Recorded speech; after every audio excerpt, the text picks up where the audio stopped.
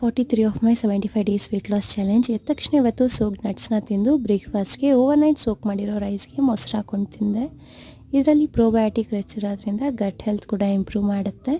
ಹಾಗೆ mid morning ಸ್ನಾಕ್ಗೆ fruits ಇರೋದ್ರಿಂದ ಏನಾದರೂ ಫ್ಯಾನ್ಸಿಯಾಗಿ ಡಿಫ್ರೆಂಟಾಗಿ ಮಾಡ್ಕೊಳ್ಳೋಣ ಅಂತ ಚಿಯಾ ಸೀಡ್ ಪುಡಿಂಗ್ ಮಾಡ್ಕೊಂಡಿದ್ದೆ. ಮಾರ್ನಿಂಗ್ ಸ್ನ್ಯಾಕ್ ತಿಂದಿದ್ದಾದಮೇಲೆ ನಾನು ಕರಾಟೆ ಕ್ಲಾಸ್ಗೆ ಹೊರಟೆ. ಆ್ಯಕ್ಚುಲಿ ಪ್ರತಿದಿನ ಮನೇಲಿದ್ದು ಈ ಥರ ಯಾವಾಗಲಾದರೂ ಆಚೆ ಬಂದರೆ ನನಗೂ ರಿಫ್ರೆಶಿಂಗ್ ಅಂತ ಅನಿಸುತ್ತೆ. ಆ್ಯಂಡ್ ಈ ಥರ ಡೇಸ್ ನಂಗೆ ತುಂಬ ಇಷ್ಟ ಆಗುತ್ತೆ. ಬಟ್ ಚಾಲೆಂಜಿಂಗ್ ಅಂತ ಅನ್ಸೋದು ಏನಂದರೆ ಆ ಪುಟ್ಟ ಮಗುನ ಬಿಟ್ಟು ಬರೋದು. ಅವಳು ಸೇಫ್ ಹ್ಯಾಂಡ್ಸಲ್ಲಿ ಇರ್ತಾಳೆ ಅಂತ ಗೊತ್ತಿದ್ದೆ ಅಲ್ವಾ, ನಾನು ಬಿಟ್ಟು ಬರ್ತೀನಿ. ಆ್ಯಂಡ್ ಇವಾಗ ಒಂದು ಸ್ವಲ್ಪ ಕಷ್ಟ ಆಗ್ತದೆ. ಹೋಗ್ತಾ ಸುಲಭ ಆಗುತ್ತೋ ಇಲ್ಲೋ ಗೊತ್ತಿಲ್ಲ, ಬಟ್ ಓವರ್ ಟೈಮ್ ಅವಳಿಗೆ ಅರ್ಥ ಆಗುತ್ತೆ.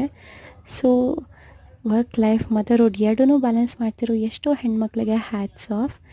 ಆ್ಯಂಡ್ ಬಂದು ಮಧ್ಯಾಹ್ನ ಲಂಚ್ಗೆ ಮುದ್ದೆ, ಮೀನು ಸಾಂಬಾರು, ಕುಕುಂಬರ್ನ ತಿಂದೆ. ಈವ್ನಿಂಗ್ ಸ್ನ್ಯಾಕ್ಗೆ ಕುಕುಂಬರ್ ಸ್ಯಾಲಡ್ ತಿಂದು, ನೈಟ್ ಡಿನ್ನರ್ಗೆ ಬಿರಿಯಾನಿನ ತಿಂದು ಡೇ ಎಂಡ್ ಮಾಡಿದೆ. Thanks for watching. ಇಷ್ಟ ಆದರೆ ಸಬ್ಸ್ಕ್ರೈಬ್ ಮಾಡಿ.